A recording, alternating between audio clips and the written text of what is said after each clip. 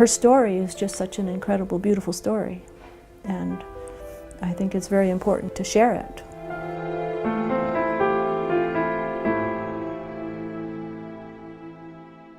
Somebody put The Long Loneliness in my hands, Dorothy Day's memoir of growing up, the San Francisco earthquake,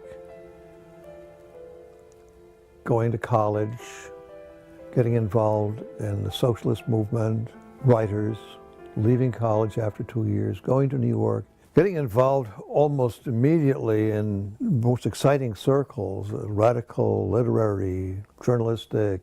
Of course, she was a very attractive woman. That must have helped. But she's only 19. And she was out, she was drinking with Eugene O'Neill. She was arrested with the suffragettes in Washington and went to prison. She worked on radical journals, interviewed revolutionaries. Her friends were leftists of various kinds. But always there was this kind of hunger for something else. Of course, there are stories in the late teens where she would be sort of on the town. You know, she was saying she flung roses, you know, but she would find herself at times at St. Joseph's Church in the West Village praying, you know. And part of what really attracted her was the sacramentality of things, the sacramentals, like light, water, incense, oil, texture, bread, wine, those things, but also a sense that this was the church of the working poor. There were also a lot of really painful, sorrowful times in her life. One that she never wrote about, but that was certainly very important, was an unhappy love affair that she had that resulted in her pregnancy and resulted in her having an abortion. This man she loved said he would leave her if she didn't have an abortion. She had the abortion, he left her anyway, and it was a terrible experience. Years later, she's living on Staten Island with a man she really loves.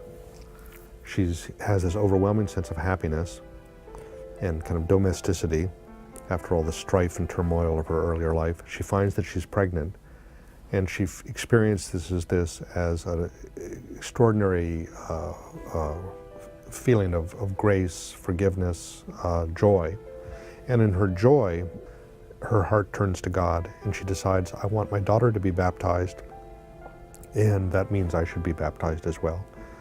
The man she was living with, whom she called her common-law husband, was a rational kind of guy, an agnostic, an anarchist. He wouldn't have anything to do with marriage or with the church.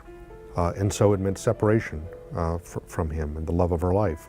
But anyway, she separated from him and then spent several years trying to figure out how to live out her life as a Catholic, but still holding on to that radical commitment to social justice and to the poor, and wondering how the two of these were put together. And it was 1932 that she went to, as a journalist, to cover a hunger march of the unemployed in Washington, D.C. that was organized by a lot of her old communist friends. And she found herself there on the sidewalk watching this parade of, ragged men, and thought, now where are the Catholics, leading this march? But it came together for her when she returned from Washington and found this guy, Peter Morin, waiting for her. He'd heard about her through another Catholic editor, said, I think you have some ideas in common, and he'd been looking for someone to partner with, to set in motion a kind of program that he had. He was a great visionary, but he was not an activist, and he was a very impractical person. He said his job was to enunciate the ideas, but Dorothy was the person who kind of set it in motion.